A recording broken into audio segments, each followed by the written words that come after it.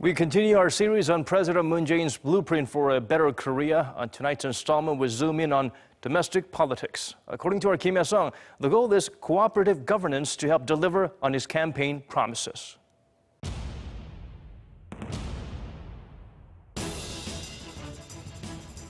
Months of political turmoil, historic candlelight protests, impeachment followed by a snap election.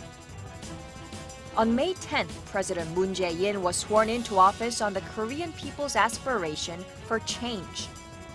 분열과 갈등의 정치도 바꾸겠습니다. 보수와 진보의 갈등은 끝나야 합니다. 그리고 지금 제 머리는 통합과 공존의 새로운 세상을 열어갈 청사진으로 가득 차 있습니다. But to pull off major reform in politics and business will be a challenge for the ruling party. It holds only 120 out of 299 seats in parliament, less than a majority and far from the 180 seats needed to pass any controversial bill under the National Assembly Advancement Act. So for the Moon administration, forming a coalition or cooperating with other political parties will be a must. That's why on his first day in office, President Moon met with the floor leaders of the 5 main political parties asking for cooperation. In appointing his top aides, Moon recruited politicians and experts from a variety of backgrounds rather than promoting his own campaign aides in a bid to overcome the country's regional and factional rivalries. 통합정부의 의미 중에 하나는 사회적 By unified government, we mean bringing together our divided society politically and socioeconomically. To achieve that, President Moon has appointed people who are good at communication and negotiation, who are capable of narrowing the differences among the parties, like Lee Nak-hyun, who's nominated for Prime Minister. But some members of the parliament disagree. Cooperation is about coordination. I hope the ruling party can at least notify us about or discuss with us the appointments beforehand. Experts say given that minister and vice minister level posts haven't been filled yet, it's too soon to evaluate Moon's policy when it comes to personnel. More important than who he hires, they say, is actual policy.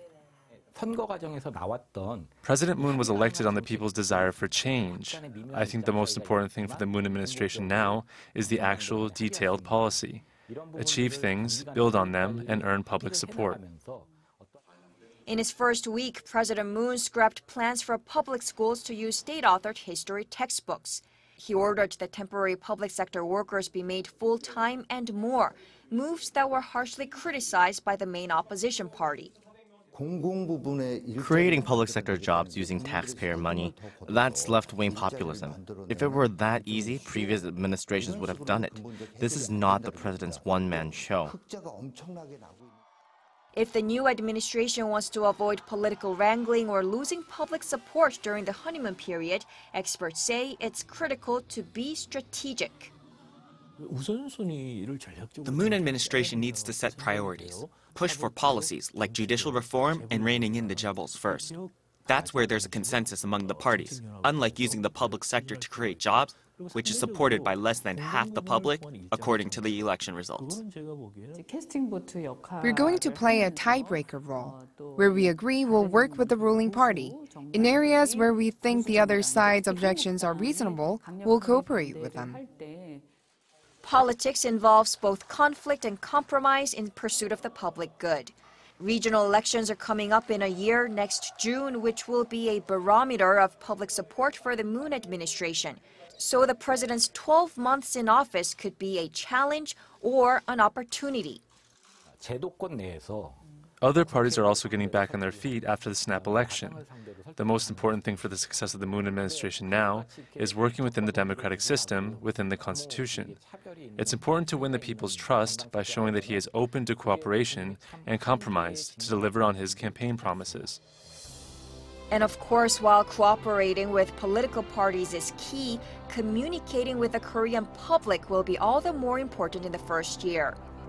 At the end of the day, cooperative governance is a means to effect the changes people are asking for, a way to bring together a divided country that voted in the Moon administration with big hopes for change.